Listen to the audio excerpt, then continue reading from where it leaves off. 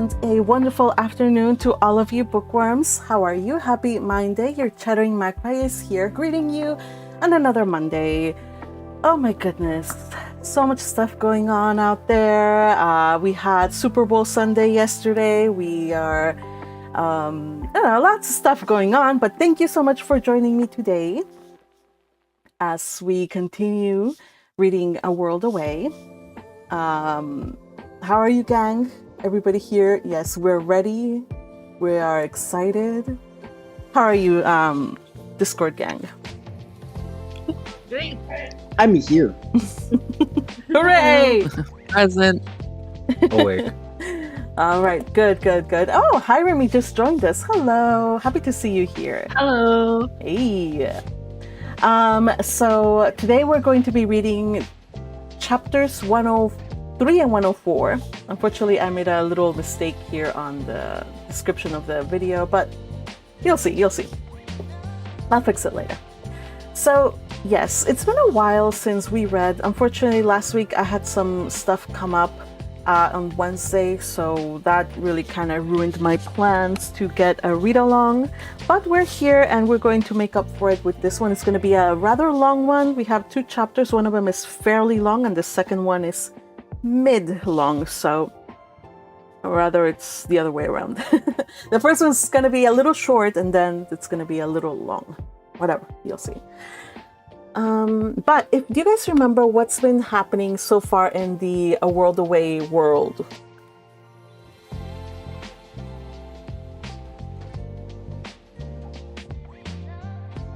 My memory's drawn a blank, so I don't know.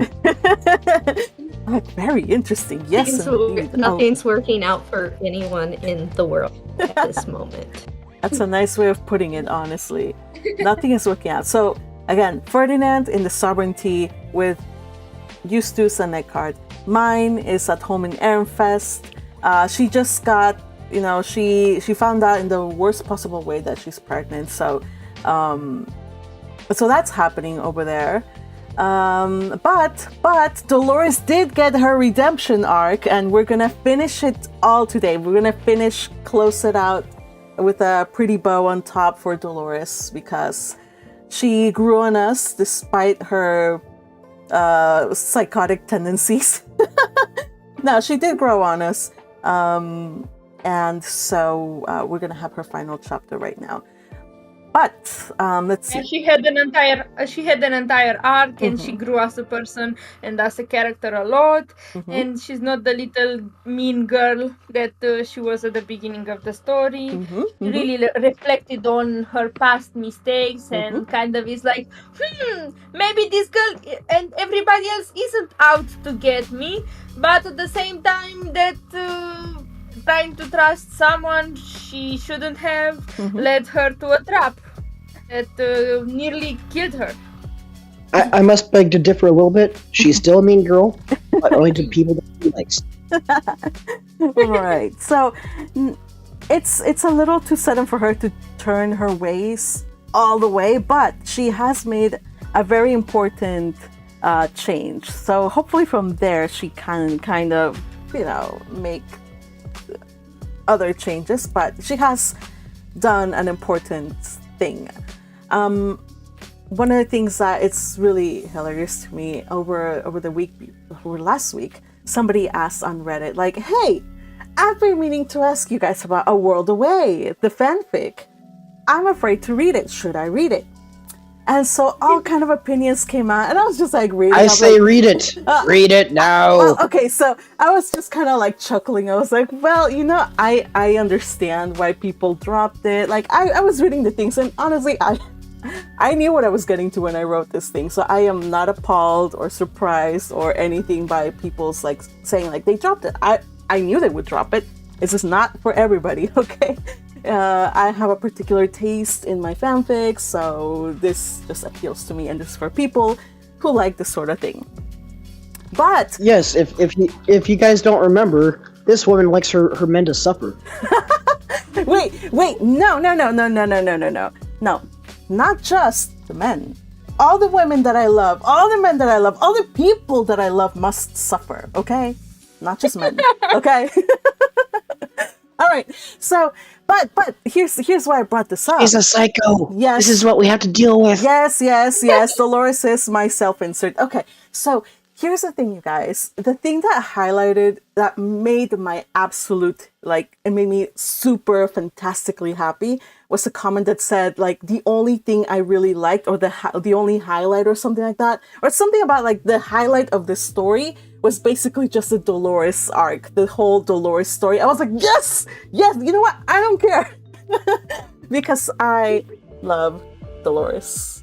And I'm so happy that people liked Dolores in the end, even though she's supposed to be like a character that you're not supposed to like. So yeah, I was a very happy person. Thank you to all of those. Thank you to a person that brought up the question on Reddit. Thank you to the people that answered. Yeah. Do read A World Away if you haven't, but again, the people that are here already read A World Away, so it's like preaching to the choir.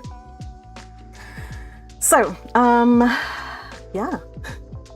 Before we get started, another thing we have forgotten is one of the final chapters we read was I think it was an interlude, chapter 100, in which we cover Rosamine and Ferdinand. Rosamine and Ferdinand she's trying to like get him to trust her. He doesn't trust her. And then when he's asking difficult questions about what she's doing there, what she's done with his life, she disappears. We know that there's also like some gods and some strange interference from a certain goddess, Chaosopher. That's in chapter 100. And then chapter 101, Ferdinand finds out that Myne is pregnant, and he goes on his own self-destructive rampage. In doing so, he comes to a near-death experience, which causes Rosamine to cross on over to... Wait. We have we? No? No, stop. Shit. No, stop. Yes, we have. Yes, we All have. right. Oh, damn. Okay, never We mind. did read that. You're not spoiling anything. She's crossed over. She's in this world. She has crossed Okay, I'm over, also right? confused. She has crossed Okay. over, but it ended with just her Yes. crossing over. Okay. Yes. Okay. We're about to read. We're about to read about the ramifications about that. Okay. God. Okay. Thank you. Sorry, I was also confused. I know. Look, I've been stuck in this world for 3 years, and everything's just kind of meshed up together, especially right now that I just went back to do a few revisions. And so, excuse me, you guys. All right. So before we actually do get started, we're going to read. Don't worry, we are going to read. Let me just say hello to the chat on YouTube. Chat. YouTube viewers, thank you so much for joining us at this hour. Crusher was the first one to send a message. It says, it is Myne Day, my peeps. Oh yes, Myne Day. Celebrations. Fireworks. It is Myne Day, my peeps. Looking forward to the replay. Have a good read, everyone. Hope you have a wonderful day. If you have a break and you are able to join us, do join us. Myne Day means another part of the Hannelore novel is released on J Novel Club. Right, which I still haven't read, you guys. I still have not read.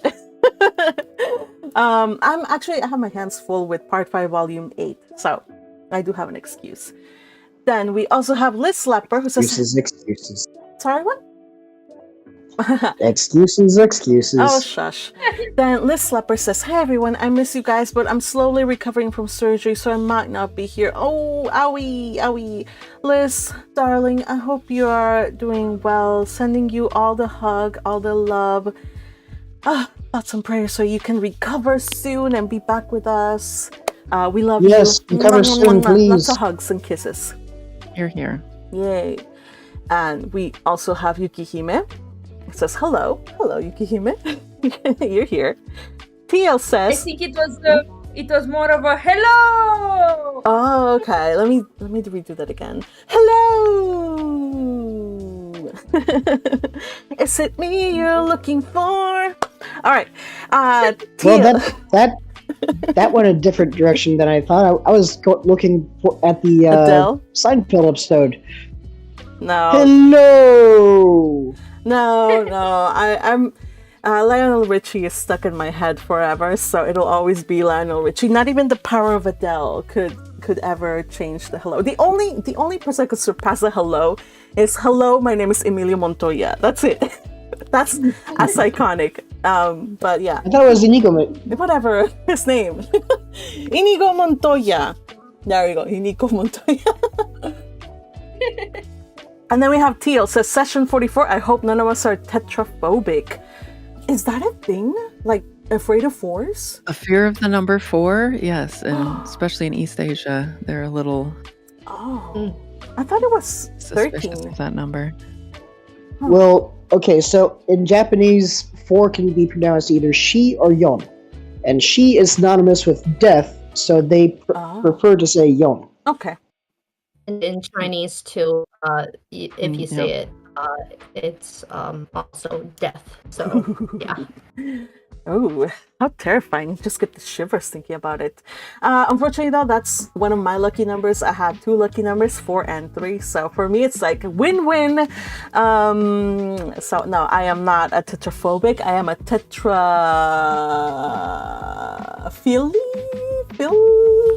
something. Philios? Tetraphilic. Yes, tetraphilic. Sorry, you guys. Brain is not computing right now. TL also says, I've been listening to the 11 hours long new audiobook for part 1, volume 3. Oh, I have to get to it too. Oh, it's so good. Why am I stuck? Why am I stuck? Reba Burr. Volume Reba 8. Burr does so good. She does such a good job. Oh, of course she does. Oh my gosh, she's wonderful, you guys. If you haven't had a chance, please. I haven't read yet part 1, volume 3, but do pick up any of the audiobooks. They're excellent. And I will pick up volume 3 as soon as I'm done with this part 5, volume 8. Hell. All right. We should probably get started, you guys. It's a joy to read comments from the chat. So if you have any thoughts at all that you want to share them here. We're going to start with chapter 103, which picks up from, I think it's the moment that Ferdinand slams into the... No! He slams into the circle. He has a vision of like a different world, right? And then kinda he wakes up from that dream and it's Rosamine. Yes, no spoilers. Yes. And he has remembered about Rosamine. Yes. Yeah. Okay, good. Whew, we're on the same page. So, you guys heard it, you guys. Let's get this started. Chapter 103. Old and New Bonds. Rosamine. Oh, shoot! Reading today, you guys. Gosh, I'm so distracted. We're such a well-oiled, We are. organized machine here. Yeah. All right, Patrick is going to be reading Anastasius, Eckhart, and Hartmut. Yukihime is going to be reading Rosamine and Myne. JC Fergie is going to be reading Ferdinand and Lebrecht. Little Butterfly is going to be reading Dolores. Magpie, that is me, is going to be reading Otterly and Elvira. Teal shall be reading Rosina, Ludmilla, Delphina, and Alice Vault. You guys, they're like 1 or 2 liners, so Teal, thank you. And again, thank you to Teal and Hirami for being our highlighting missionaries and making it so that we can joyfully and easily read these chapters. Thank you, guys. All right, let's get started. Round of applause. Yay! Let's get started, you guys. Chapter 103. Old and New Bonds. Rosamine and Ferdinand. Rosamine had watched from above, her heart a knot of conflicting emotions, as she saw Ferdinand recklessly hurl himself toward what he thought was the entrance to the Garden of Beginnings, but in reality was merely an illusion to cover up what did not actually exist in this damaged weave. Part of her had known that she should let him go through with it, let him throw himself at the barrier with all his strength. If the massive surge of mana didn't finish him, then crashing into the ground at full speed would have let him meet a swift end. It would have been cruel and would have torn her heart to pieces. But was it not the whole point to put an end to this weave by cutting either his or Myne's threads? But she hadn't been able to shake the fear that had gripped her ever since her meeting with Chaosifer. From what she now understood, the weave was too unstable, a chaotic mess where the rules of reality twisted and bent without reason, where entire cities crumbled to sand and the seasons stretched on interminably. Jürgen Schmidt's foundational magic was failing, down to the seal that was keeping everyone safe from every gleb's reach. And even more chilling was the ease with which Versterheim could be accessed. If Ferdinand had collided with the anomaly that was spread across every point of entrance to the Garden of Beginnings, she dreaded to think what might have happened. In this lawless place, even death wasn't guaranteed. What awaited him could have been far worse. The moment Ferdinand's spear struck the center of the circle, the fabric of reality had been shredded by the overwhelming surge of mana. Seizing that instant, Rosamine harnessed the burst of energy to push herself through the barrier, separating her from the physical realm, and she pulled him to where she was, the strange, invisible realm, just to keep him safe. However, she hadn't been able to hold on to him, and he was torn from her grasp, vanishing into the searing, blinding whiteness. Ferdinand! Ferdinand! Her voice had cracked with panic as she called out to him, heart racing with fear. For agonizing moments, everything around her had been a blinding white, leaving her feeling lost and uncertain if she would ever find him again. But as the brightness finally subsided, she blinked with surprise to discover that she was standing on solid ground. Snow was gently falling around her, and an icy wind whipped around her, sending her midnight blue cape and her long ponytail billowing behind her. She had actually crossed over into the physical realm, and to her relief, Ferdinand lay just a few yards away on the ground. However, her relief was short-lived. As she approached him, she realized he was as unconscious and still as death. Kneeling beside him, she shook him and called his name, but he didn't stir. He wasn't even breathing. CPR. She must perform it on him, but how did it go again? Her hands began to shake, and her mind began to spiral in terror at believing him to have slipped away from her. But far above the terror, a heavy weight of regret settled over her as she held Ferdinand in her arms. Tears streamed down her face as she called out to him, and she knew this was on her. She should have put an end to this, an end to his suffering, months and months ago.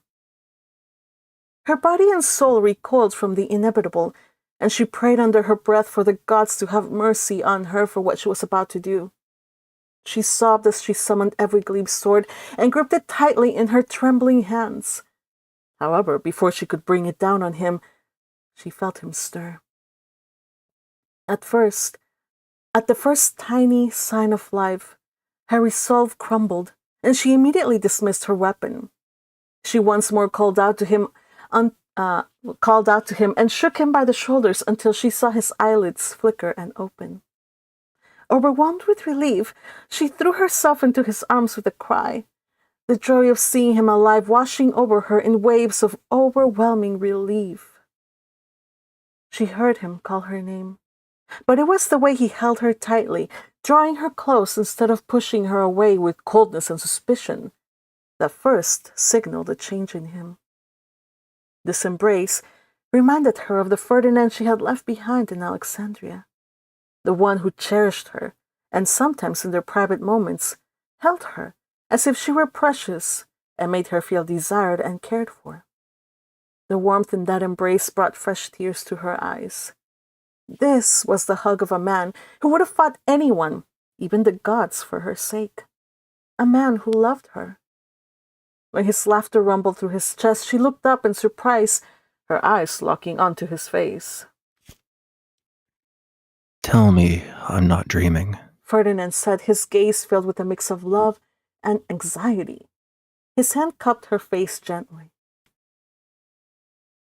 Tell me you aren't here to only vanish again, like you've done so many times over the years when you've come to my rescue. She rolled off of him and knelt beside him. Remember, she said in a breathless whisper, looking at him with wide-eyed wonder. But before he could say anything else, the sound of hurried footsteps crunching on the snow shattered the moment.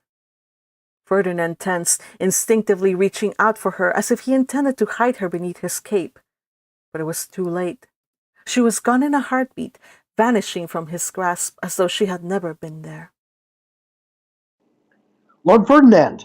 Eckhart's voice cut through the air as he, Eustace, and the rest ran toward him, their faces pale with shock.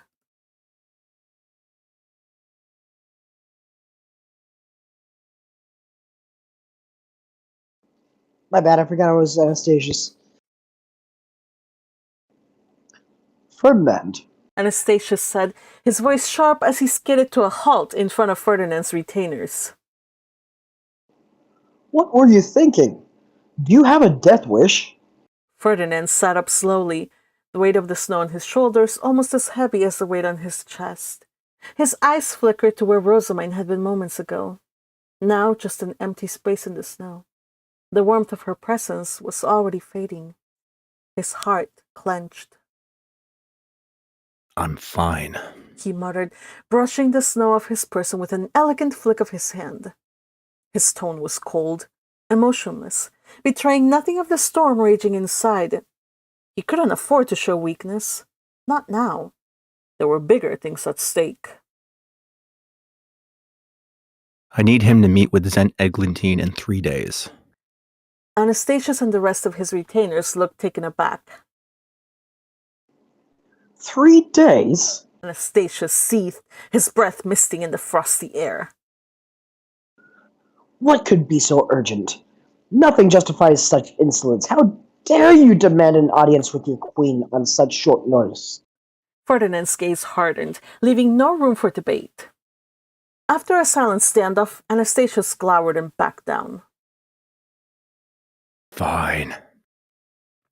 Actually, that's supposed to be Anastasius. Fine, he grumbled before turning on his heel and walking away, his people in tow.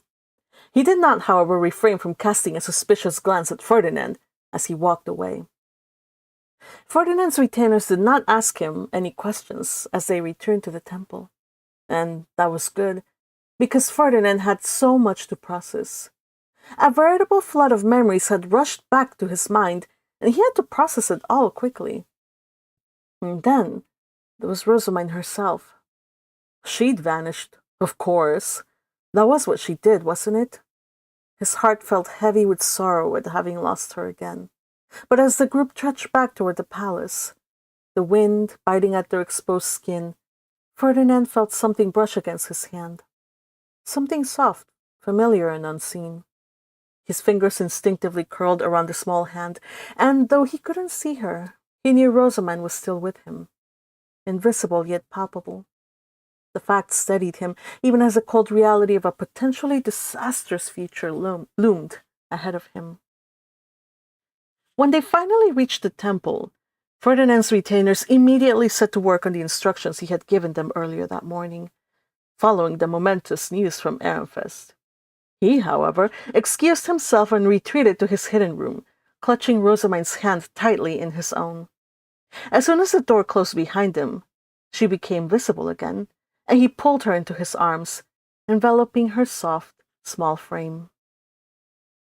Rosamine, he said, disbelief still tingling in his voice. Had he ever felt this needy, this greedy? It seemed he had, and now that she was here, he had no intention of letting her go. He would hold on to her until the very end. Ferdinand. She murmured with a soft chuckle. So now you admit it. You're a big hug monster. He replied, not bothering to ask what she meant. He only tightened his grip, nuzzling her gently and making her squirm as if ticklish. Ferdinand! She exclaimed, pushing him away a little. Be serious for a moment. With a resigned sigh, he took a seat on the long bench. But he seemed to be unwilling to be parted from her, and he gently pulled her to him, and had her take a seat beside him. His hand reached up to twirl a lock of her hair between his fingers, his expression serious as he focused on it. What is it? He asked, though it was clear he was more interested in her hair than in engaging a serious conversation. What's the meeting with Eglantine for? Rosamund asked softly. What's the urgent news? Ferdinand sighed, letting go of her hair as he leaned back, reflecting on the earlier events. The Garden of Beginnings was closed, not just to Eglantine, but also to him, which could only lead to catastrophic consequences. Our world is on the verge of collapse, He said at last. Since you already seem to know everything, the Book of Mestianora, my Book of Mestianora, has far too many gaps. Crucial pieces of knowledge are missing, including the location of the country's foundation. My plan was to fill in the missing information and then make a copy for Eglantine to stabilize both her rule and the country's foundation. However, when I tried to access the Garden of Beginnings, I was blocked at the entrance. Rosamund's eyes took on a determined glint. Does our deal still stand? If I help you complete your work, you'll bring mine to me, won't you? Ferdinand clenched his jaw, his heart sinking. He couldn't bear to meet her gaze. Rising from the bench, he began pacing the short length of the room, finally stopping at the desk. Leaning against it with his arms crossed, he met her eyes and revealed the painful truth. I was never going to fulfill that bargain. Her breath caught and her face paled. What? But you promised! I thought... There's no way I would trust you with someone I care about, he said, his voice low and strained. Her eyes flashed with pain at his words. How could you say that? I've only ever had good intentions. She said in a faltering whisper. You know I would never do anything to hurt you, right? I even swore to you by the supreme couple. Or don't you remember? I remember. But those are two different issues. And in any case, how can you expect me to be so blindingly trust you? You disappear whenever it suits you, giving me vague assurances and leaving nothing behind but questions. How am I supposed to trust someone who never stays when they are needed? She flinched at his words. The accusation had cut deep. I never meant to. No. He interrupted, his anger spilling over. I can't do what you're asking. Not when you've never given me a reason to believe you'll stick around to deal with the aftermath. Not when you won't tell me why you want to meet with her in the first place. Silence enveloped them, heavy with unspoken pain. For a moment, Ferdinand regretted his outburst. Over the years, Rosamund had become his salvation, but the years in between, they were always painful. He had spent them living with a vague sense of abandonment, a deep ache of missing something, and he couldn't simply let that go. He turned away, storming out of the room before the tears in her eyes could break him. Ferdinand returned to work. There was always so much work to do in a temple that was in the middle of restructuring, and with him as its head, he had precious little time to waste on thinking about Rosamund. But still, in spite of his efforts to push thoughts of her away from him, she remained in his mind until the very end, when he finally retired for the night and got in bed. Night crept into Ferdinand's bedroom like a slow tide, the last vestiges of daylight fading into shadows that deepened with the chill of spring. The air was still brisk, and the cold lingered on despite the fire crackling in the hearth. Eustace had kept the curtain facing the hearth open, and he watched the dancing flames in pensive silence. Today, he had learned that Myne was pregnant with Eckhart's child, and that Jürgen Schmidt's imminent collapse was all but certain if he failed to find a way to access the Garden of Beginnings. Yet his mind was filled with only thoughts of his earlier argument with Rosamine. Had he been wrong in walking away? Had he been wrong to be so upset at her? A soft shuffle of movement drew his attention. His gaze flickered to the door of his hidden room as it opened with a soft click, and Rosamine tentatively peeked out from there. Her wide golden eyes caught the light of the fire, and in them he saw both trepidation and regret. Ferdinand, She whispered, voice barely audible. can we talk, or would you rather? You're shameless. He muttered, too exhausted to sit up and drive her away. What young woman, already engaged, enters an unmarried man's chambers at night? She hesitated, still looking uncertain.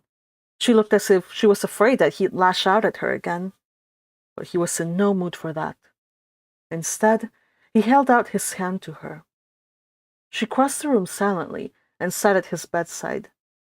Then, after a moment's hesitation, she wordlessly settled beside him, gently removing her shoes before lying down next to him on top of the covers, her body tantalizingly close to his, but not quite touching him.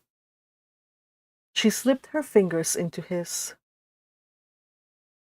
I've been thinking about what you said, and how I hurt you without meaning to. I'm so sorry. She whispered. Ferdinand sighed. I'm the one who is sorry. He murmured. I shouldn't have said those things. I know it's not an excuse, but today was not a good day for a revelation of this nature. I understand. He turned his head to look at her, his expression conflicted. He doubted that she could truly understand his turmoil. He himself was struggling to come to terms with his own feelings. I wouldn't have minded so much your coming and goings if you hadn't manipulated my memories, making me forget you and vanishing while leaving me behind, confused and bewildered. Oh, She gasped, her eyes shimmering with tears of sorrow and genuine remorse. Ferdinand knew her words were hurting her, but he couldn't stop. After years of keeping everything bottled up, finally letting it out brought him immense relief. For almost my entire life, I've yearned for something that I could never quite name. He began, sounding to his ears, his voice sounding to his ears like dry leaves being swept along by the wind. I thought I found it in another woman's laughter or the warmth of someone else's embrace. I mistook it for the golden gaze and midnight blue hair of another person altogether, another version of you. But now I realize I was searching for something I didn't even know I'd lost. All along I was searching for you, and only you. Reaching out toward her, he brushed a lock of her midnight blue hair from her face, delicately caressed her beautiful features. As he continued speaking, his voice, usually so controlled, wavered with emotion and was full of an equal love of love, pain, and bitterness. Each time you left, you had a way of making me forget your presence. He scoffed. As if I could ever live without you. Ferdinand? He silenced her by gently pressing a finger against her lips. Yet every time you vanished, the feelings I had for you only grew stronger, refusing to fade even after you've left. I always carried a part of you, and now that you're here, the mere thought of losing you again is unbearable, because no one can ever replace you. It wasn't me who made you forget. She explained. It was time travel. I wish I could have explained it all to you, but it was forbidden. But please, please, believe me. Leaving you behind each time was one of the hardest things I had to do. Yet I've paid for it, at least in part, this last month. You were so cold and suspicious and even wore a charm to keep me away. How rude. You have no idea how much it hurts to be rejected, to see this suspicion in the eyes of someone you care for. She speared him with a reproachful look. You can be very cruel sometimes, but in any case, I've missed you. I've missed you too. He murmured back, slowly, cautiously. He drew her into his arms, feeling the soft weight of her against him. He'd held her before, but never so shamelessly. But tonight, who was around to care or even judge? And anyway, they were both fully dressed, and she still lay atop the covers, a barrier of propriety between them that would ensure nothing indecent would occur between them.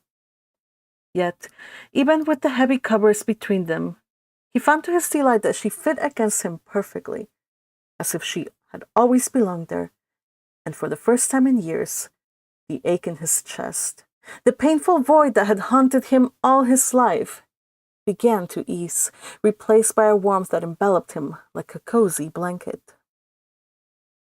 Ferdinand? Her voice sounded sleepy, but he felt her trying to draw away. It's just sleep, Myne. Nothing more. He drew her closer, his voice a gentle murmur. I just want to make sure you're still here in the morning. His eyes were closed, but he felt her raise an arm to caress his face. He hummed with pleasure as her delicate fingers brushed away a stray lock of hair that had fallen across his face, and then smoothed away the lines of tension in his forehead. The warmth of her soft touch lingered on his skin, sending a shiver of awareness coursing through him.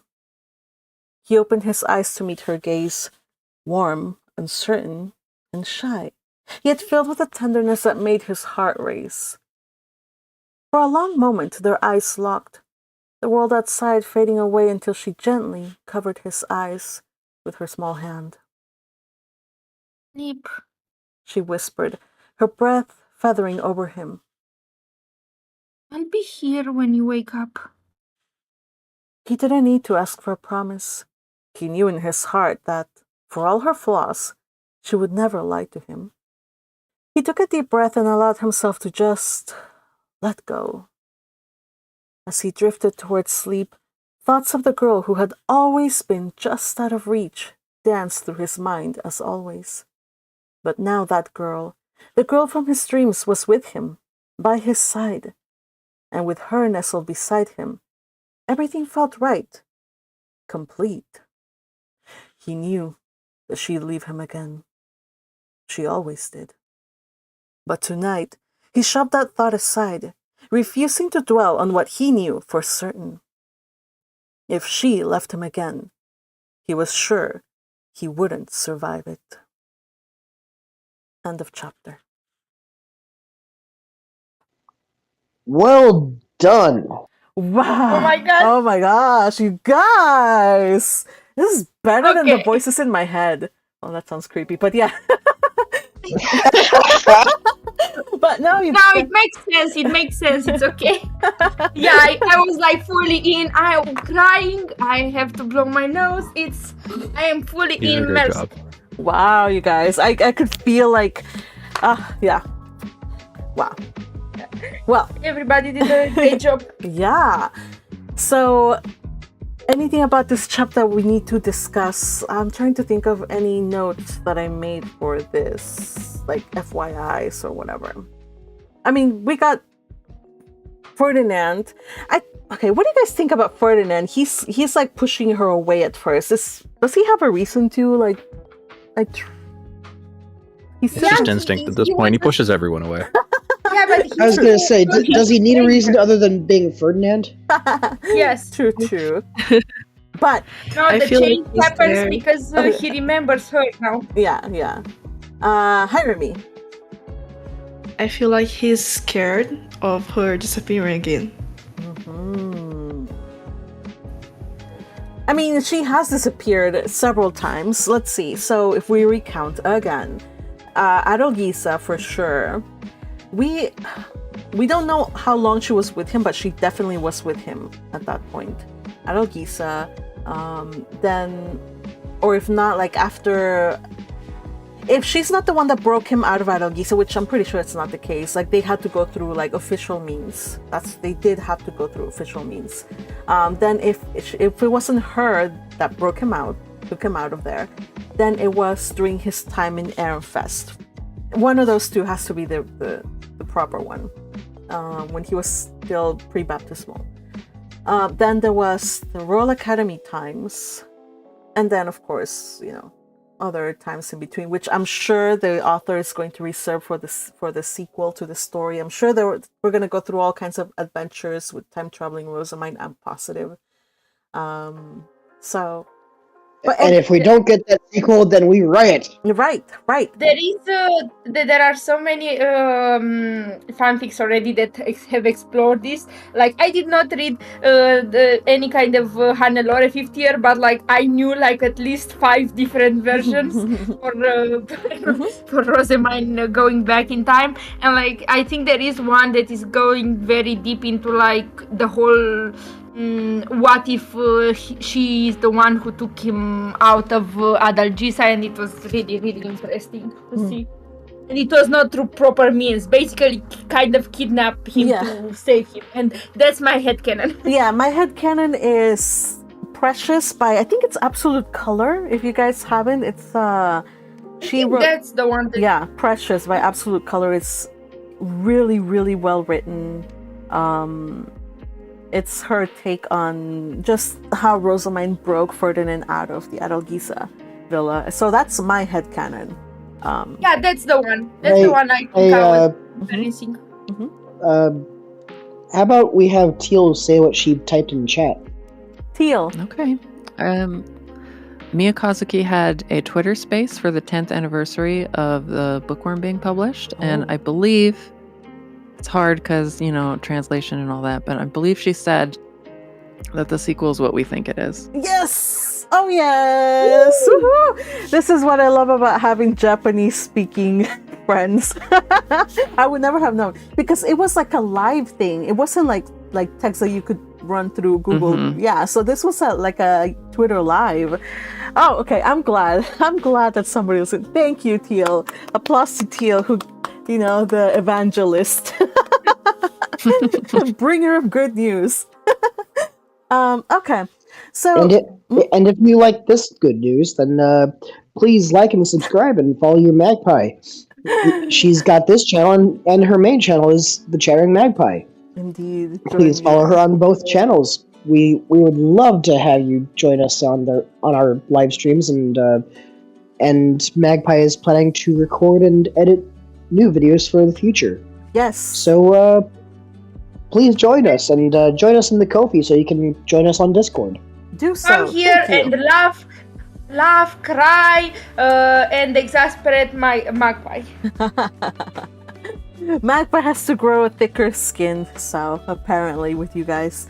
I do want to say this week we are going to be recording Chit Chat for Part 5 Volume 8. That's why I've been making these solutions to Part 5 Volume 8, because I am slowly slogging my way through it still, yes. So, because I'm doing a detailed outline for it, so that we can discuss on Wednesday and Thursday, like usual. So if you are interested, hop on over to my Ko-fi and become a member, and then you can either just lurk during the chats or have access to, or talk, but either way you will still have access to the full-length conversation once I release the short version. So hey, fun stuff, right? All right, so by the way, Yukihime, Precious Yukihime, she did a animatic of this chapter. So I don't know whether to watch it now, Yukihime, or if we should watch it at the end. I think at the end we'll watch it. Is that cool? Yeah, probably. Yes, we'll do that. Yeah, whatever. Yeah, but if you want to watch it right now, you can go to her YouTube channel, and then you can just watch it. After the stream. Yes, after the stream. All right, darlings, let us get this done then. So we're gonna leave Myne. We're gonna leave Rosamund and Ferdinand in their little world right now. They're just kind of like reunited. Old and new bonds. Number 3. Reunited and it feels so also- good. Also, in case this is like a little confusing, Ferdinand just remembered the times she went back to save him. He does not remember like the OG timeline. Just to be clear. Yeah, he does not remember anything about like our canon. Alexandria. Yeah. Yes. He doesn't know that. The only thing he knows is the dreams, the confusing dreams which have made no sense, which are of canon. He has seen glimpses of Alexandria and glimpses of, stuff, but he does not understand what they mean. But he doesn't. And he definitely doesn't know the absolute gremlin that is Rosamund. He has a small idea. I mean, he has been living with her for the past winter/spring, so he's got his idea. But yeah. But he hasn't seen yet what she can do. All he knows is that she's like really good with brewing and has a lot of mana, but hasn't seen her in action, like fully in action.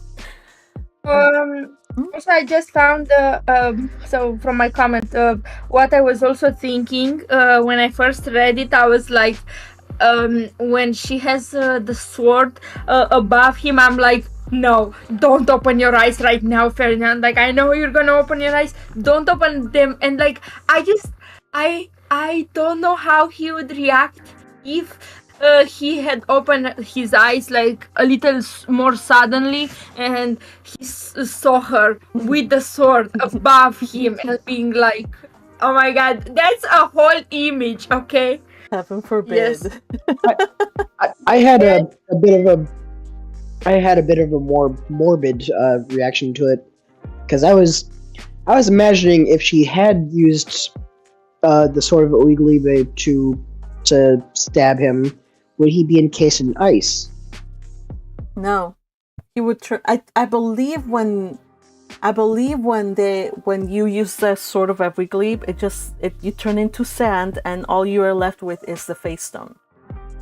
Yeah. Oh. Yeah, if it's anything else... That's even... Yeah. Yeah. That's even darker than I thought. Yeah, if it's any other thing and you hit the mana stone or the mana organ, then you'll turn into sludge. But with the Sword of Life, you turn to sand. Yeah, but it's still just a face stone left. You only have face stone left. Then with the Lanzanate poison powder, it's just the face stone by itself. I think that's all of the other ways you can. And if you kill somebody but you do not touch the mana organ, then they just die and they won't turn into anything until you pierce the mana organ, and then they will turn to either sludge or sand, depending on what weapon you use to pierce that. Yeah. Yeah. Also, yeah. I need to push back a little bit on that, because I think it was shown in the fight for Ehrenfest that any noble who dies turns into a face stone. Yeah. But what is left besides that would be either sludge or sand if it's with a weapon, or with the Lanzanavians, it's just the face stone. You know, Lanzanavian have the poison, so it kills in such a way that the only thing that's left is the face stone, nothing else. No, it doesn't mention sand or sludge, it's just face stone. That's why the face stone just splattered.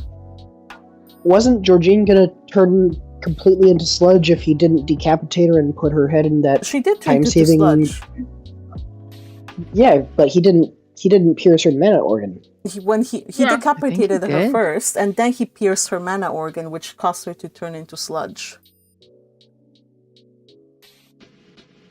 Yeah, it's still kind of vague. He just needed the head for the reading memories. Yeah.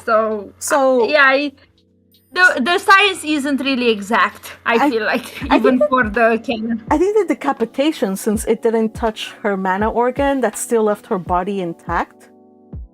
And then once he had that, he put the head in the box, Then he did this, he stabbed her mana organ. She turned into sludge. Then he got her face stone and stuff. I believe that's. We'll put a pin on it. We'll revisit it after the stream. We'll discuss it at length, or maybe not at length, but put a pin on it. We'll go back to talk to it. Unless all of you guys watching on YouTube, do the homework for us. Let us know in the comments. All right. Another thought that I had, also about this, because I said something. So I was imagining if he woke up and he had maybe a lot more memories, and like we saw him, he has a lot of love for Rosamine right now, even without all of his memories and stuff. Like, what if he saw the sword above him and be like, the attitude would be like, my life is yours to do whatever you want with it. If you need to kill me, then I'm sorry you have to go through doing that. Please don't die. I don't think so. I don't think he would do that. No. I'm just being dramatic. That's I'm no. just being dramatic. He What loves. kind of romantic tragedy are you reading? I would not. You would be like, what the? Get away from me! I have stuff to do. He still has a sense of responsibility to this world. He's still tied to this world. Listen, I reached honestly, I think I reached a few thousand words just in your comment section already. So it's an entire just separate fanfic in your comment section, okay? Well, isn't that lovely? Thank you for leaving such thorough comments. I love it when you guys. I think you left quite a bit of comment there. I love it. Okay. Let's see. Okay, so let's head into the final chapter for today. It is the Dolores chapter, the final Dolores chapter. So I do hope you enjoy it. Let's do this, gang.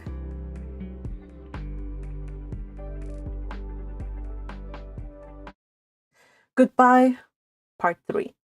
Dolores, Heartlet. Summary. Dolores leaves the Linkberg estate. Dolores stood at the window of her room in the Linkberg estate, her breath misting the glass as she watched the pale morning sun struggle to brighten the snow-blanketed garden outside. Despite the calendar claiming spring had arrived, Everglebe's harsh judgment lingered, casting his wintry chill over the land and over her heart. She shivered, though she wasn't sure if it was from the cold or from trepidation. Nonsense. Such feelings were for the weak, and she was not weak. However, when her gaze fell to the small box in her hand, a voice inside her head whispered that maybe she did not know herself as she ought. Maybe she was weaker and more pathetic than she thought. She traced the intricate filigree on the small box's surface, feeling the weight of the memories it carried. Inside it lay the treasure that tied her to her past. Her mother, Delphina, had once held this very box, and Dolores could almost see her mother's slender, perfectly manicured hands. Hands that to the very end had shaped Dolores into someone sharp, precise, and unforgiving, holding the box and the treasure within.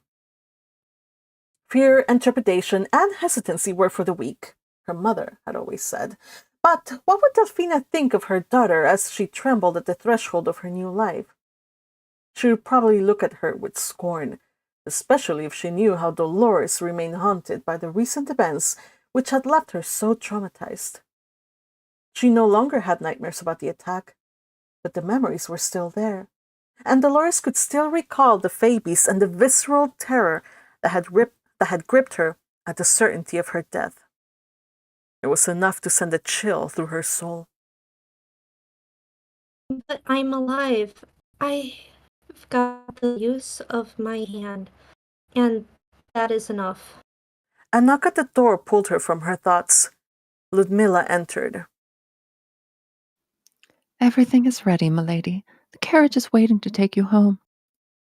Dolores nodded and gave the room one last look. She should have known that this place could never be her home. The room was splendidly furnished and far more spacious than her own rooms back home. She could see the care that Lady Elvira had put into making it as comfortable for her as possible. But Dolores had never been able to feel like it belonged to her, or she to it. She had wanted to make it work, clinging to the life she had imagined for herself. But as Delphina would have insisted, just as Delphina would have insisted. But Delphina was no knight, and she knew nothing about warfare outside of tea rooms. Dolores, however, had learned that the wisest course of action is sometimes to retreat. With a soft sigh, she gripped the small box in her newly formed right hand and walked out of the room. It was time to leave. As she made her way down the hallway, she stopped at the familiar door, Myne's door. All this time they had lived so close, yet had been so distant. Now that they had finally begun to understand one another, fate had decided that it was time for Dolores to go. Her hand trembled as she knocked lightly. The door opened, and Myne's retainer bowed. Lady Myne is expecting you. It was her first time in Myne's personal chambers. Stepping inside, Dolores was struck by how different Myne's room seemed from hers.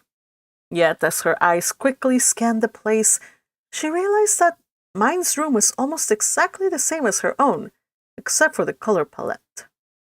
Where Dolores's room had been draped in rich reds and golds, Myne's was deep blue and gold. However, despite the similar furnishings, Myne's space felt warm and lived in, as she had personalized it with small, thoughtful touches that reflected her presence and personality. A stack of neatly arranged books sat on the table, a soft throw blanket was draped over the armchair by the fire, and the faint scent of candle wax, parchment, leather, and ink lingered in the air. Myne had been transplanted into the Linkberg estate, just like Dolores, yet she had made this space entirely her own. The room felt like her, exuding an effortless sense of belonging. Despite herself, Dolores felt a pang of envy twist in her chest.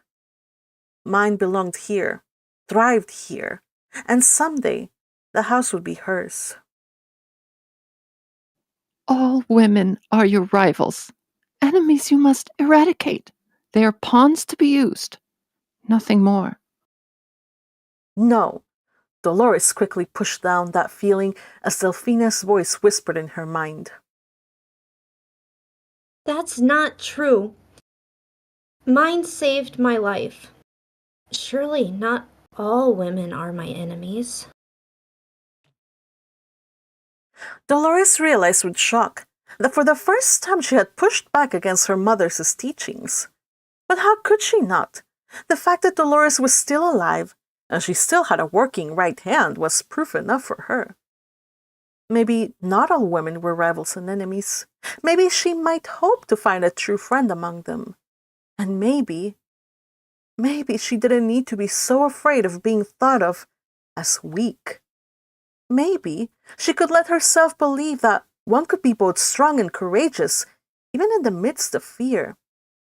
However, this put her in a difficult situation, because if her mother's teachings weren't as absolute as she thought, then it stood to reason that maybe there were other things that Dolores had to relearn, and she'd have to reevaluate all that she'd ever believed in until now. As the foundations of Dolores's world shook, Myne sat by the hearth in lovely serenity, smiling at her. The diffuse morning light softened her features while the merry flames flickered warmly, casting a golden glow over her pale skin. But beneath her delicate appearance, there was a quiet strength, a calmness that gave Dolores pause. Myne's hands rested lightly in her lap, and her steady golden gaze met Dolores's with a patient understanding that made her feel exposed. Thank you for receiving me. Dolores murmured at last. She could feel the weight of the small box in her hands. Her palms were slick with sweat as she gripped it tighter. For a moment it nearly slipped from her grasp, but she held on to it. You're always welcome here. Myne replied softly, her voice like a balm. There was no judgment in her tone, only warmth. I'm just glad we could talk before you leave. I'm glad to see you back to your old self again. Dolores managed a faint smile but remained silent, letting the crackling of the fire fill the silence between them. She might look the same as always, but the ordeal had left an indelible mark in her. The fire's heat seeped into her, easing the chill that had settled in her bones, but it wasn't enough to melt the cold knot of nervous anxiety coiled tightly inside her chest. Her hands trembled slightly as she tried to summon the words that refused to come. Come on, say something, Dolores. I wanted to apologize. Dolores began after taking a deep breath. For everything. For the chaos I caused in the salon all those months ago. For the way I treated you. She looked away, unable to meet Myne's eyes. And for almost costing you and your child your lives. Dolores, Myne said gently. we already talked about the past and decided to move on. You don't need to. No, I do. Dolores clenched her hands, knuckles whitening around the box. I was selfish. I let my bitterness and fear guide me. I didn't care about anyone but myself. I didn't care who I hurt. She forced herself to look up, meeting Myne's steady gaze. You have every right to hate me, since I let myself be manipulated into putting you in harm's way. But please believe me, I never truly wished you harm. She looked back down at her lap and gripped the small box in her hands. I can't leave this house without making sure that you know it. I never ever intended for any of this to happen. Myne was silent, and after the silence stretched on, Dolores looked up to see Myne's reaction. Was she angry? Annoyed? No. She was smiling at Dolores, and the kindness in that smile was almost unbearable. I don't hate you, Dolores. I never did. She said softly. As for the recent events, I have learned all about it from Hartmut and Lady Elvira, so please don't torture yourself over it. What's done is done. You're not to be blamed for the sins of others. I'm just glad we're both still alive and well. Dolores blinked, fighting the tears that threatened to spill over. I don't deserve your kindness. Not after everything. You didn't need to come back for me. You didn't need to regrow my hand. Originally, I had planned to give you a mountain of peruse as a thank you for the book you gave me. But now I find myself with a debt so huge, I know I can never pay it off. Myne stood, close a distance between them with a quiet rustle of her skirts, and sat down beside Dolores. She reached out and placed a warm hand over Dolores's trembling one. There's no debt. She said softly. You don't owe me anything. I did what I would have done for any friend. So please, stop worrying about it. Friend? Dolores's heart stilled. Did she just call me Her friend? Her vision blurred, and the tears that she had been holding back finally spilled over. All her life, Dolores had tried to emulate, not Ottilie or Lady Elvira, but her own mother. Dolores had always thought of Delphina as a rose, stunning and captivating, but full of sharp thorns to ward off other people. She had raised Dolores to be strong and proud, even if it resulted in her ending up all alone. All that had mattered to Delphina had been winning.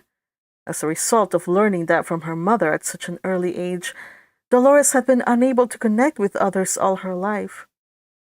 As Dolores wept, she realized that this was the first time in her life that she'd ever been called a friend. She had never allowed anyone to get close enough, and now here she was, sobbing into Myne's arms. Arms that she could have pushed that she would have pushed not away. Sorry, arms that she would have pushed away not too long ago. But now she clung to the blue-haired beauty as she had only ever clung to Ottilie, letting the warmth of the other woman's embrace soothe her. For a while they sat like that, the soft crackle of the fire the only sound in the room. Her breathing steadied, and finally she pulled back, wiping her eyes with the sleeve of her dress in a very unladylike manner. Myne chuckled and offered her a handkerchief, one that was decorated with very shoddy embroidery that could only have been her own handiwork. We won't be able to see each other often from now on.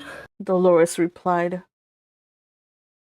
I burned all my bridges with the Linkbergs, but I hope one day we can meet again.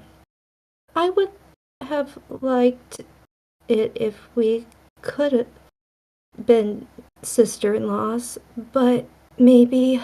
Her face flushed, and she quickly looked away, embarrassed. Maybe we can still be friends in spite of everything, if you're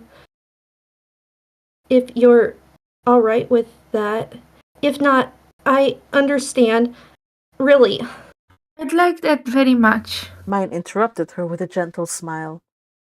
Dolores glanced up, catching the sincerity shining in Myne's eyes. The warmth of her smile was so radiant, so full of kindness, that Dolores felt her heart swell. Not for the first time did Not for the first time did the thought occur to her that her brother had been right all along. Myne was a goddess in human form, a glorious beacon of light in this depressing world. Taking a deep breath, Dolores lifted the small box from her lap, holding it out to Myne as her heart hammered in her chest. Before I go, I would like you to have this. Myne blinked with surprise. She hesitated before accepting the box, her fingers brushing lightly against Dolores's. Slowly she opened it, and her eyes widened at the sight of the heartsphere inside, a blood-red jewel that seemed to glow with an inner light, alive with warmth and mystery. Oh, lovely! Myne exclaimed in admiration. This... Dolores explained, her voice trembling slightly. is the most precious thing I own. It belonged to my mother, and now I wish you to have it. Myne's eyes widened in shock. Dolores, I can't. Please. Dolores interrupted, her voice pleading.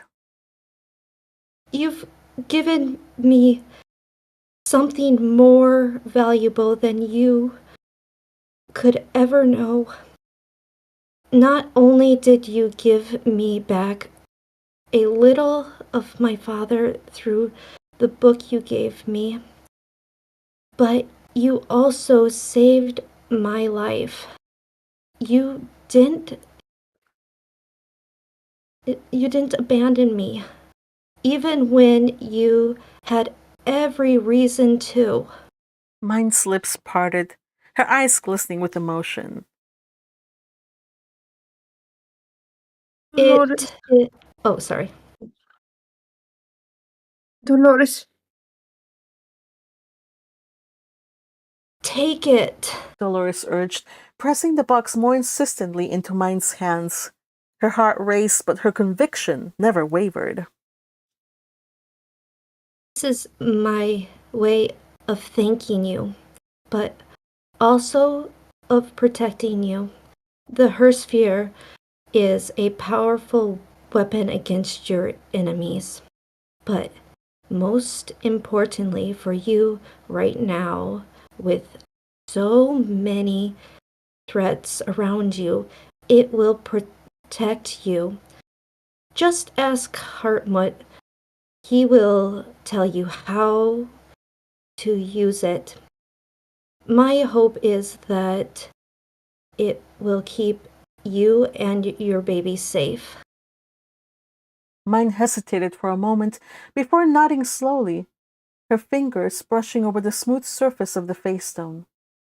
She seemed lost in thought. Then, with a nod, she closed the small box. Thank you. I'll treasure it.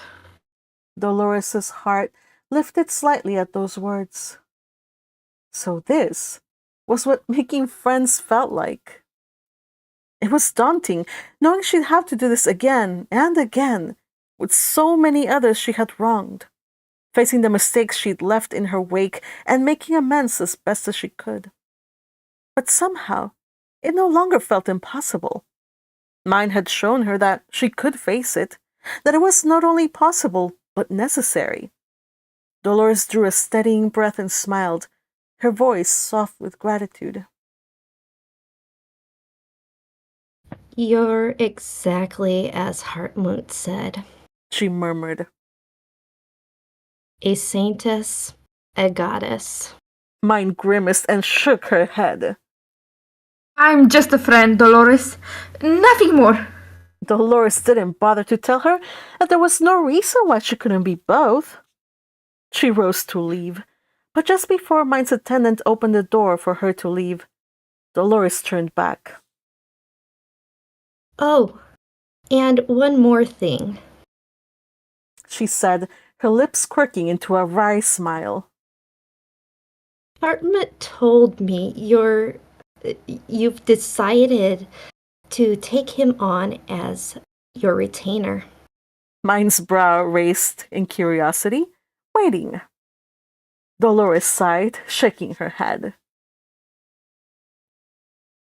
I wouldn't if I were you. He's nothing but trouble. But if he ever bothers you or becomes a nuisance, tell me immediately. I'll straighten him out for you. Myne's laughter filled the room. You're fond of him, aren't you? Dolores scoffed, trying and failing to hide the smile tugging at her lips. A faint blush rose to her cheeks, and Myne chuckled knowingly before pulling her into one last hug of farewell. Dolores was smiling when she exited Myne's room.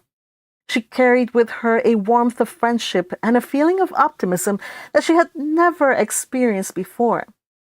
However, as she reached the bottom of the stairs, her steps faltered.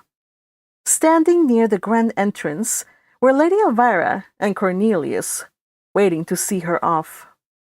Lady Elvira smiled at Dolores, a gentle smile, though tinged, Dolores thought, with a hint of sadness, and Dolores wondered if she was imagining it. Cornelius, on the other hand, met her gaze with a cold, unyielding stare. After all the arguments, after all the harsh words exchanged in the past few days, Dolores resolved to leave on a civil note. And to do that, she decided it was best to simply ignore him. Ludmilla stepped forward, handing Dolores the slim, long box containing the fan Lady Elvira had gifted her. Dolores took a breath and returned it to its rightful owner.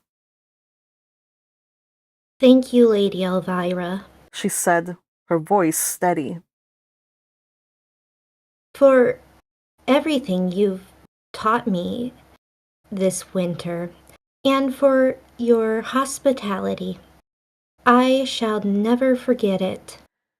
Lady Elvira sighed softly, taking the box. Out of the corner of her eye, Dolores saw Cornelius's lip curl. Probably he was thinking that this was the moment his mother cast Dolores out in disgrace. However, instead of altogether cutting all ties, Lady Elvira was magnanimous to the last. "I'm happy to have gotten to know you better this winter, Dolores," she said in her usual graceful tones, "and I truly rejoice in how much you've grown. You still have a few years before you graduate and fully enter women's society. I shall keep this until then, when you show me how much you've grown." Dolores's heart swelled with a mix of hope and pride. Please look forward to it. I'll work hard. "I'm sure you will." Lady Elvira's smile deepened, though there was a hint of finality in her tone. "Cornelius, say goodbye." Cornelius stood silent, his gaze icy, his silence deliberate. The sting of it cut through her, but Dolores lifted her chin, determined to keep her composure. She didn't need Delphina's voice in her mind, reminding her how to behave. She knew it well enough on her own. Goodbye, Cornelius, she said, her voice steady, her tone even. Not pleading, not bitter, not like the Dolores she'd been once. Wish you all the best. The cold expression in his face faltered, betraying great surprise. For a moment he even looked taken aback, but Dolores didn't wait for a response. With a final nod at Lady Elvira, she turned and walked away, her step steady and sure, as she stepped through the grand double doors of the estate. The crisp, cool air hit her cheeks as she emerged outside, and in that instant, the sun broke free from the clouds, bathing the world in gentle warmth. As she descended the steps to her waiting carriage, her breath clouding in the cool air, she felt the weight of her old self slip from her shoulders like a cloak she had outgrown and no longer needed. For the first time in her life, Dolores felt free to embrace the path she'd chosen, the friendship she'd finally allowed herself to have, and the future that now looked bright instead of bleak. She would have loved a silent, reflective ride home to savor these feelings in peace, but the moment she reached the carriage, a familiar presence made itself known. She didn't need the servant to open the door for her to know who was waiting inside. Dolores quickly wiped away her smile, slipping on a practiced scowl. He had always brought out the worst and best in her, and if they were going to start afresh, she wasn't about to go soft on him. The servant opened the door, and there he was. Hartmut, seated with a mischievous, expectant grin, looking as though he hadn't already caused her enough trouble for 10 lifetimes. Her infuriating, beloved, irrepressible brother had come for her, ready to take her back home to the life that she knew was truly hers, the life she herself had chosen. Dolores took his outstretched hand and allowed him to pull her into the carriage, settling beside him with an eye roll she didn't quite mean. As the wheels began to rumble and their familiar bickering broke out at once, Dolores felt the last of her doubts melt away, replaced by an incandescent joy that came with the knowledge that she was going home at last. Hartmut had assured Dolores that he'd handle everything for her return home, and that, of course, included informing their parents of their decision. When he first told them, the reaction was nothing short of explosive. The Linkbergs were no ordinary family, wealthy, influential, and the first wife was a de facto head of women's society. And what Dolores had done, publicly breaking up her engagement to Cornelius and walking away from their future, was a scandal that would surely send ripples through their social circle. His father, a man normally as composed and cold as stone, had gone pale with shock at Hartmut's news. His mother, who was a bit more emotionally, instinctively reached for the face stone at her hip pouch, her hands trembling before her attendant hurried to seat her before she could collapse entirely. The air in the room thickened with tension as Hartmut calmly explained the situation. His father's shock then turned to fury. Are the two of you insane? His father roared, the deep bass of his voice reverberating off the walls. I'm assuming that's a rhetorical question. Hartmut! Both his parents shouted in unison, their combined voices echoing in frustration. Hartmut, with his usual impish smirk, replied, I'm not, but I can't say the same for Dolores. She's always been a little strange, but don't worry, that doesn't reflect ill on either of you. After all, she's only your daughter in name. Will you be serious for once? his father exclaimed. What followed was hours of heated discussion, accusations, and even emotional outbursts until exhaustion finally settled in, and they were forced to acknowledge their reality, however begrudgingly. They were at an impasse. Neither side would yield. His father's face twisted in anger. You two are cut from the same cloth, stupidly willful and infinitely stubborn. I wash my hands of both of you. Get out of my house. Ottilie had cried out in protest, but Hartmut knew better than to persist. Besides, they really weren't getting anywhere. He bowed respectfully to his father, kissed his mother's cheek, and retreated, leaving his father's rage to cool. He trusted his mother to work on their father behind the scenes, softening the blow as she always did. Later that evening, his older brothers came to him, their faces set in grim, almost funereal seriousness. First, you suddenly resign from Lady Charlotte's, and now you've gone and ruined our sister's splendid march. Are you ever going to stop disgracing this family? Oriswald asked, his voice tight with barely controlled anger. Hartmut, ever unruffled, merely smiled. No. Their reprimands followed, one after...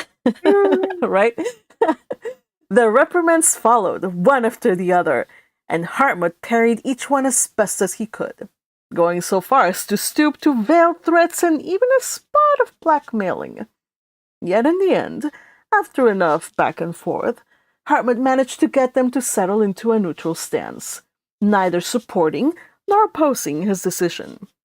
It was enough for him that they agreed not to take it out on Dolores, nor oppose her return home. Days passed, and just as Dolores was fully recovered and preparing to leave the Linkberg estate, a message arrived. His father had summoned him home for a serious talk. Hartmut had expected it, and when they finally sat face to face, his father's tone was weary, resigned, rather than angry. The world as we know it is drastically changing. His father began, his voice calmer, but still edged with frustration. At this point, I doubt anyone will care what two idiots do in the name of stupid youthful passion. Lord Karstead was disappointed, but it seems Lady Elvira has worked behind the scenes on your sister's behalf, so no major reparations will need to be made. It's a mystery how your sister managed to win her over. He sighed heavily, rubbing his temple. After reflecting in silence, he finally looked at his son. I won't go out of my way for you. If you and your sister are cast out of polite society, you'll have to face the consequences alone. But I won't cast you out myself on the off chance that by the time she comes of age, you will both have come to your senses. Hartmut listened silently, respectful for once, as his father finished. You may tell your mother to prepare her chambers for Dolores. His father said, the words tinged with reluctant acceptance. Hartmut nodded and rose from his chair. Thank you, Father. Leverett gave a dismissive snort, waving him off as he reached for a stack of papers on his desk. Thank your mother, he muttered, eyes already scanning the documents. And just like that, the final hurdle was cleared. As they drew closer to home, Hartmut noticed that Dolores became increasingly quiet, and her eyes were clouding with worry. What will Mother say? Dolores said, biting her lip nervously. And Father, you said that they were fine with me returning, but how will they look at me after everything that's happened? Well, this won't do. I need to distract her. Hartmut thought. They'll probably take a look at you and decide to disown you. He teased, his lips curling into a playful grin. You look like you hardly slept at all. Were you crying all night? Dolores scowled, her cheeks flushing. I didn't cry. Hartmut reached over and poked her cheek with his forefinger, an impish smile dancing on his lips. Liar. You regretted breaking things off with the love of your life, Cornelius, didn't you? He is not the love of my life, she protested, her voice rising defensively. He was awful just now. Just a big baby. He didn't even say goodbye. She glanced at Hartmut, only to be met with his gleeful, mocking smile. The sight made her cheeks flush even redder, but this time with irritation rather than embarrassment. Oh, second thought, maybe I made a mistake. I was a fool to break off the engagement. I should have stayed with Cornelius, as least he's doesn't. Ah, yes. Because being a Linkberg wife would have suited you so well. Hartmut interrupted smoothly, his tone dripping with sarcasm. You're such a meek little flower who would have let herself be molded into society's perfect darling. His expression shifted, the teasing fading as he leaned in, his voice dropping just enough to make her shiver. Do you really think you could spend a lifetime with someone like him? Dolores froze, caught off guard by the intensity in his gaze. It was the first time he had spoken to her in that tone, and it stirred a confusing mix of attraction and fear within her. She suddenly felt as if she were trapped in a cage with a beautiful but dangerous fey beast. No. She said at last. But I have a notion that I'll live to regret my decision, especially as I'll be stuck with someone as infuriating as you for the rest of my days. Hartmut chuckled softly. Oh, you'd survive, he said, and leaned even closer. More than that, I think you'd thrive. His eyes held hers meaningfully. Dolores swallowed hard, her heart racing as he leaned in ever so slightly, the warmth of his breath on her skin sending a rush of heat through her. She closed her eyes expectantly. Her heart thundered in her ears. But against her expectations, Hartmut threw back his head and laughed with abandon, prompting her to go in a fiery fit of rage. Meanwhile, the unflappable Ludmilla, who had been present all that time and had witnessed the entire thing, shrugged with indifference. The antics of these two were nothing new to her. You're impossible! You're nothing but a bully and a tease. Dolores exclaimed, punching his upper arm repeatedly. He winced and complained about her excessive use of violence, entreating by the supreme couple for her to remember that she was a lady. By the time they reached home, and the servant opened the carriage door, all anxiousness about facing her mother and father was far from Dolores's thoughts. Together, still bickering, she and Hartmut walked up the steps. The front door opened, and Ottilie stood there waiting for them, her expression warm and welcoming. Mother, Dolores breathed. I'm back. Welcome home, dear, Ottilie replied softly, her voice full of love. Your father's still at work, but he looks forward to welcoming you tonight with a family dinner.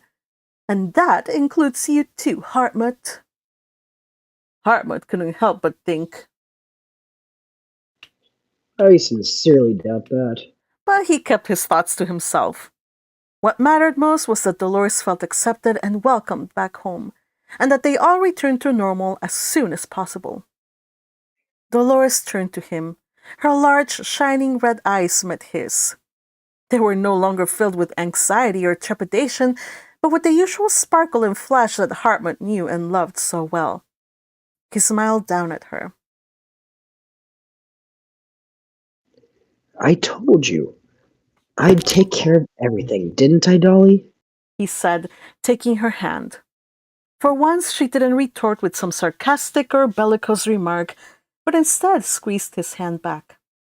Then together, hand in hand, went up the rest of the way home, to the warm and safe place where she would always belong. Meanwhile, back in the Linkberg estate, Myne lounged sleepily beside the crackling fire, her fingers idly toying with the hersphere.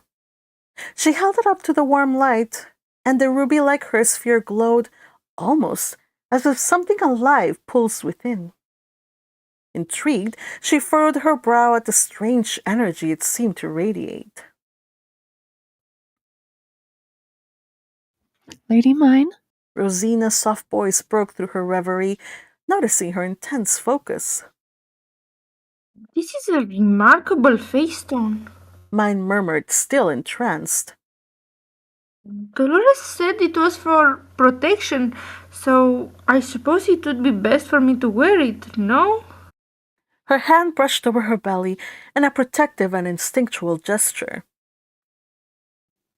Yes, Lady Myne, Rosina replied, then left to fetch a blanket, while Myne continued admiring the face stone one last time, before setting it aside with a sleepy sigh. Lately, all she seemed to want was sleep. Rosina gently draped a soft, thick blanket over her, and Myne closed her eyes for a little nap. The last thing she saw was the hersphere, its light flickering strangely. I'll have to ask Harmut to look into it sometime. She thought, her mind drifting. But for now... For now, sleep beckoned, inviting her into Schlaftrum's soothing embrace. End of chapter. Notes. I feel happy, but also kind of sad that Dolores had completed her character arc. It was such a blast to write her into existence and have her clash with Hartmut. I kind of want to write a Dolores spin-off now. She still has a long way to go before she can fully be redeemed, as she'll have to make amends to those whom she hurt in the past. Yes, this includes Leonora, etc., etc. But for now, this is a start, and her final chapter gives a glimpse of how her future might look like. Yes. So, thank you, Dolores, for being such a fun character. Yes, And thank you very thank you much. everybody for reading. Oh my gosh. I had so much fun listening to you guys do the roles. that outraged Lebrecht. And Hartmut. And Hartmut being Hartmut, of course. Oh, goodness. And I tried my best snarky tone for that. It was perfect. it was really good. You guys nailed that. And Dolores, little butterfly, you did such a good job with the Dolores. Like, It was fun. It was fun. yeah. Dolores is always a fun one. But yeah, this is the final chapter where we see Dolores. So yeah. No more Dolores. No more Dolores. No! I know. But the story must continue and end. So if I continue to put Dolores appearances. Though I do believe there's a letter and there's Dolores being mentioned. So I mean we do hear a little bit of Dolores, but like we won't see her like in action. It's just like stuff from a letter, little updates or remarks about Dolores. So yeah, it's so funny the reaction of Lebre. Like, yeah, you know what? I've been thinking about this for 3 days, and you know what? Fine. It's the end of the world. 2 idiots can just go have fun. Yeah, basically that's it. I mean, Dolores is not yet an adult, so he's counting like, okay, either the world ends or Dolores grows up and they come to their senses. So like, it's not worth breaking up the family. It's not worth Artely never Artely was gonna like not stand for it. So he capitulated. And so I also had to look up what was Hartmut's brother's names. I think I got these names off of JWiki because I forget where else they're mentioned in the canon. Orisvald. So that's but I don't know which of the two brothers that is. There's another brother, we just don't get the name, but that's Orisvald. By the way, Teal, thank you for taking up all the little roles and doing a really good Orisvald as well. And of course, thank you to Yukihime, who did a really great Myne/Rosa Myne for this one. You guys did so good. Yeah. Yes.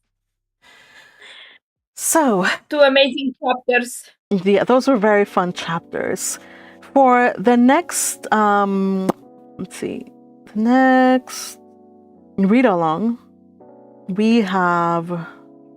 Okay. Chapter 105, titled Healing. We get back to sovereignty. So we have to see how, now that Ferdinand knows who Rosa Myne is, he remembers her, how their life together is going to change. So we have 2 chapters worth of that. Then we're gonna do a little bit more of Ehrenfest, and then we're at the, and then after that it's a straight run to the end. So we have interesting chapters lined up, you guys. I hope you join us. We're not gonna have a read along on Wednesday because we have other stuff to do. The gang and I have an exclusive event which we must do. If you want to be part of it, do join us through Ko-fi. But we will return on Monday at around this hour. Look forward to seeing when we have it posted to the main channel, where you should definitely be subscribed to Magpie. Yes. Exactly.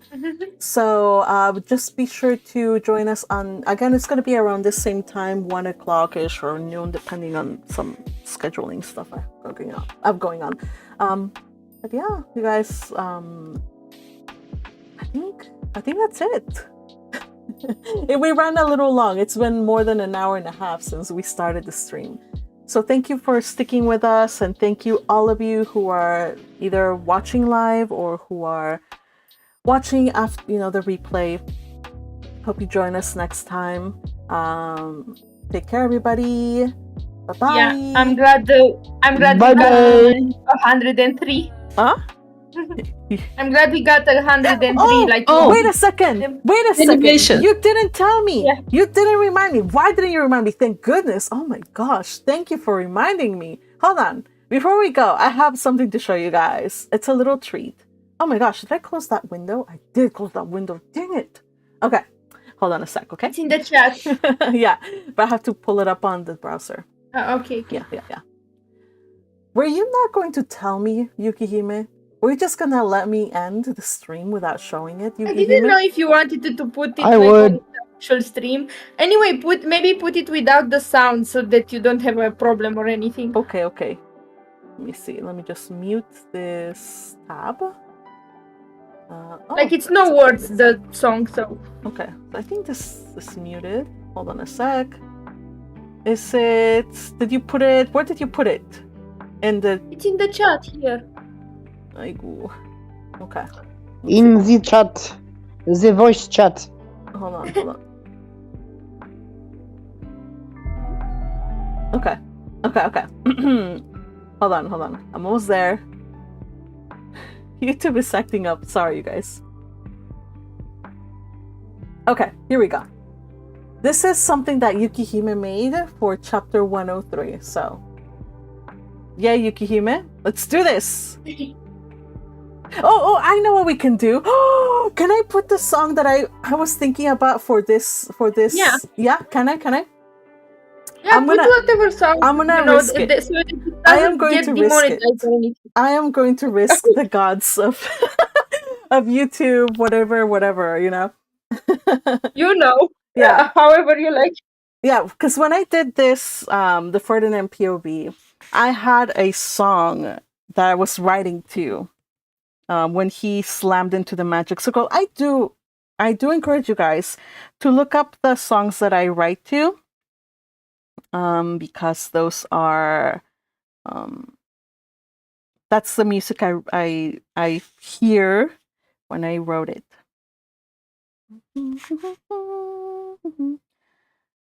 By the way, tell us about this animatic anim.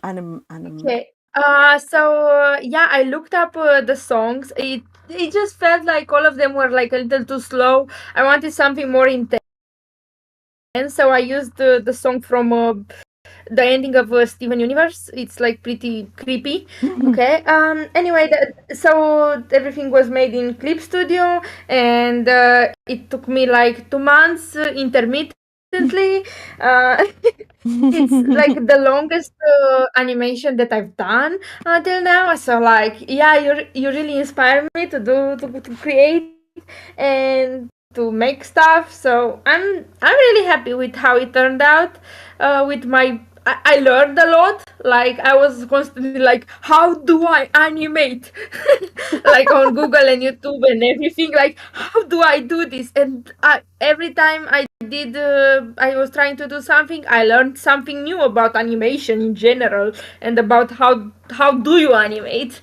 And yeah, it's very complex from my perspective. It's like a massive file. I have like 15 scenes, I think, different of stuff with like maybe 300 frames in total. So yeah, it's a lot. It's 1 minute of a lot of work. Oh man, I can imagine. This is rotoscoping, right? No, it's not rotoscoping. Not rotoscoping. It's just... Whoa, okay. No, it's just that's legit animation. By my hand. Everything is by my hand. Oh my gosh. Okay. So like everything is just by hand. It's 2D animation just by hand. Okay, I'm looking for the song. Okay. So, I'm playing the song. We're gonna watch it with the song playing. Hold on. I'm actually playing on, you guys can't hear it, but it's on YouTube if you want to hear it. This is from the soundtrack of, I forget what the name is, but it's called Gesture of Resistance. So let's do this.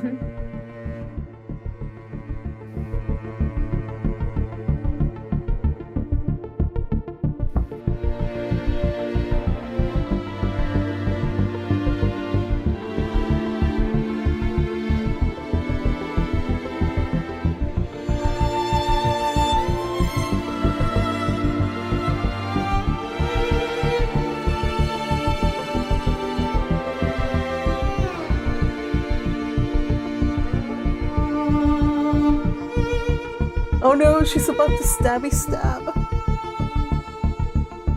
Stabby stab. Again, she is praying because she made an oath. And just she's traumatized already. I know.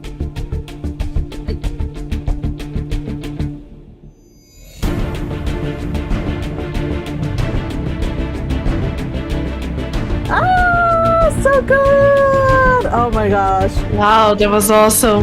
So good! Oh my gosh. I'm watching it again because I love it.